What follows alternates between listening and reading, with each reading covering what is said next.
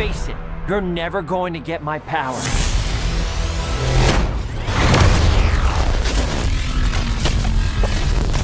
Do I look like I need your power? Wait. This review will be full of spoilers, so if you just want my general spoiler-free opinions, here they are. Yeah, this movie is pretty good. Go watch it if you are a fan of the series or are just looking for a nice, fun movie with amazing action scenes. It won't blow your mind, but it will be a good time. Okay, back to the review. Before seeing this movie, I dedicated some time to see the other two Sonic movies. The first Sonic movie from 2020 and the Sonic OVA. So I should probably give my thoughts on those movies first. Starting with the OVA, I really like it. It's like if the Sonic CD intro became a movie. The story is kinda weird and it gets, let's say, Japanese.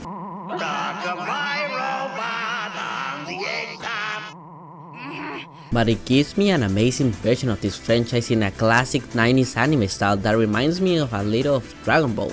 And of course, how can I forget how amazing they make Metal, or should I say, Hyper Metal Sonic. So cool. Sadly, it was deleted off YouTube, but it's still really easy to find elsewhere, so give it a watch. It's not important at all to see this before the Sonic movie 2, but I still think it's worth it to see the character dynamics and how it compares to the new movie. What is important is Sonic Movie 1. I won't go into detail about that terrible design and that the fans saved the movie and that it was a surprise hit or anything like that. There are way too many videos on that topic, and everyone here probably knows the story. The common opinion nowadays is that the redesign saved the movie, but it was made in every other aspect, and I agree to some extent. But after the little rewatch, I left with a more positive look than I did even 2 years ago. I like the character dynamics, I like the simple premise, I like the beginning part with Longclaw and the Echidna clan. Also weird that they let Paramount make their own origin story, seeing how strict Sega is nowadays with parents. I wonder why. But I like this motivation for Sonic, and speaking of Sonic, I like this new Sonic. I know this is a very different Sonic to the games in which he's kind of a loner, but I can totally see Game Sonic with this mindset if he didn't have any friends. Sonic since game 1 always does what he does for his friends, so to see a lonely Sonic transform into a Sonic that fights for his friends, I think it's a nice arc. The other characters are mixed. Robotnik, Agent Stone and even Tom are great and play off each other nicely. The other humans are not that good, but whatever. The humor also gets pretty cringe, but overall a good movie. I still prefer the OVA because of how Sonic it feels compared to this movie that feels more like a normal road trip movie but with Sonic elements. A good road trip movie with Sonic elements, but nothing I would call a Sonic movie. Maybe in the future I can do a full video on these movies going more in depth, but for now, let's just put those two movies aside because oh boy, I like this movie. But before that, and I swear this the last time, I need to know that I saw the Latin America dub of this movie, because I was with family, so I can't really judge the voice acting since it's completely different from the English release most people know. And I'm sorry Luisito Comunica, but you are no Ben Schwartz, and that took a lot of the character for me. I'll try my best not to cloud my opinions because of the dub, but it had to be said. Okay, now for real. Let's just get the bad parts right away because yes, they exist, but I think some people are making them out to seem like they ruined the movie. I'm talking about the dance and wedding scene. Let's start about the one everyone hates, the wedding subplot.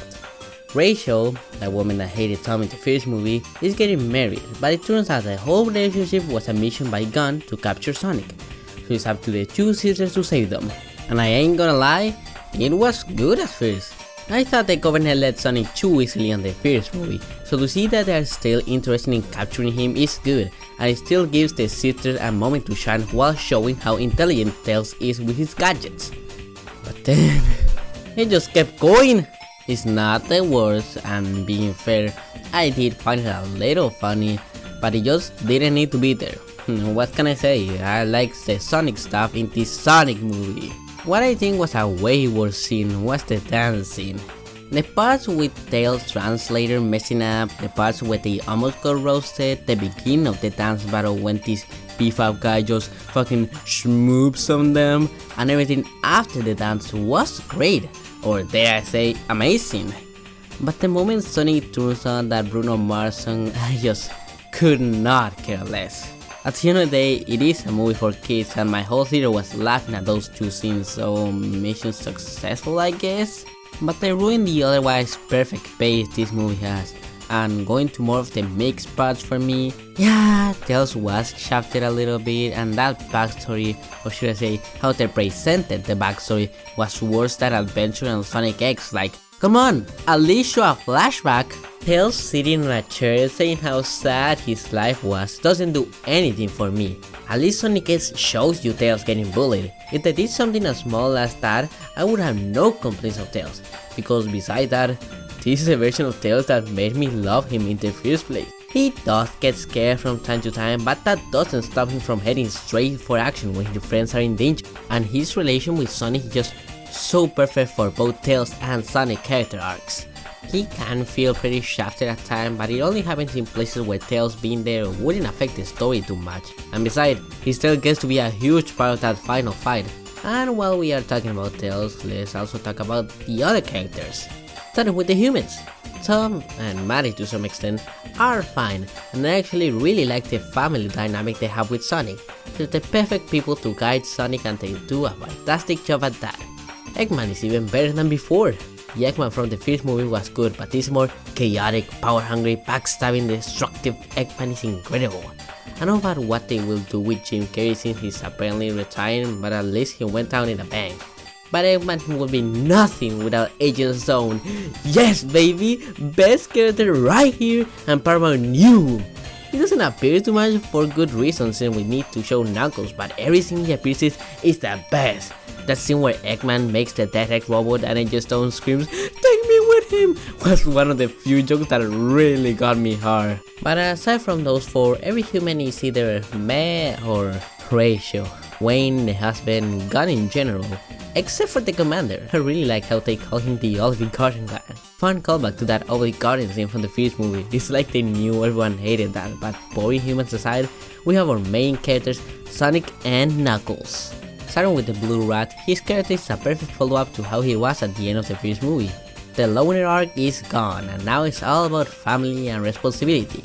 He starts the movie trying to be a cool hero just to mess everything up to becoming irresponsible with his powers and choosing not to use them while making friends with both Tails and Knuckles. And oh my god, the relation between all three of them are some of the best I have seen in, I don't know, Black Knight? And that was 13 years ago? Jesus, that long? I've already talked about Tails, but I will still mention that his relation with Sonic is just so damn cute, and since Sonic being so caring with Tails warms my heart. But Knuckles! Oh, Knuckles! No joking, this is probably my favorite Knuckles interpretation. He's strong, he's cool, he's raw, he's fire, he's big fiction, and most importantly, he's not a fucking idiot! Thank God! You do not know how mad it makes me see Knuckles being portrayed as this idiot that falls for everything. Yes, in this movie he falls for Eggman, but he's not fooled into believing that Sonic is evil. Knuckles uses Eggman to get to Sonic. His only mistake is believing that Eggman was a trusted man, with good reason by the way. Eggman up until the Emerald part has nothing but help Knuckles in every way, and when he does something that looks evil, Knuckles calls him out. And I love how Sonic 3 tells his story, but actually seeing and hearing Sonic and Knuckles have a one-to-one talk about responsibility, dealing with the loss of loved ones and friendship.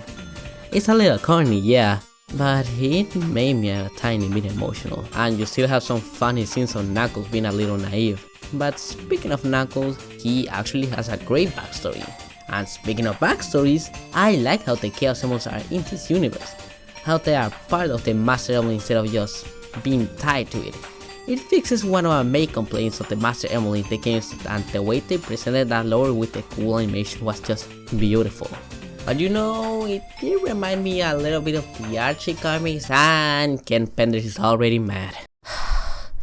Come on, man, you do not own the concept of parents. Just live and work on your stupid and ugly comic and shut the f up!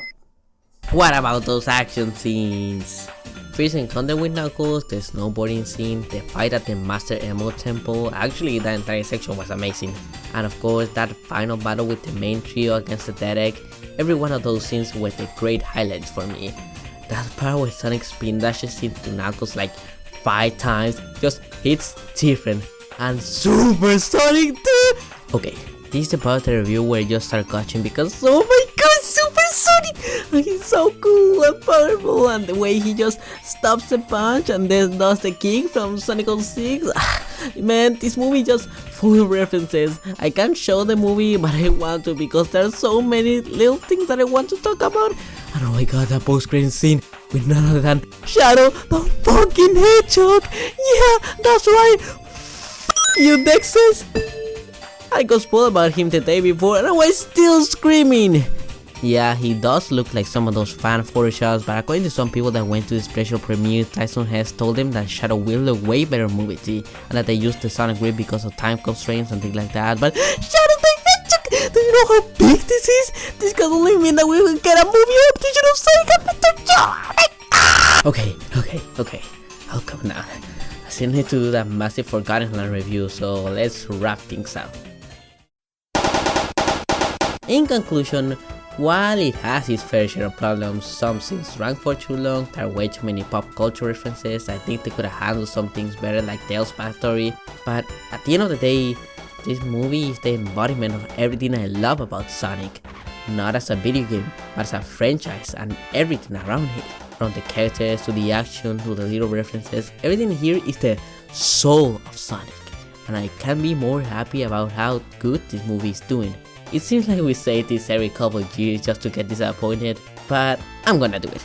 Sonic Future looks brighter than ever, and seeing Sonic being this relevant again, it makes me happy to be a fan. And isn't that the purpose of this movie? To remind fans of why they love the series while introducing Sonic to a new generation? But wedding scene or not, this movie is a total success. But hey, that's just my opinion. Why don't you guys tell me about your opinions of this movie? And while you're down there, be sure to like, subscribe, hit the bell, you know, classic YouTube stuff. But that's all from me, and I'll see you on the next try.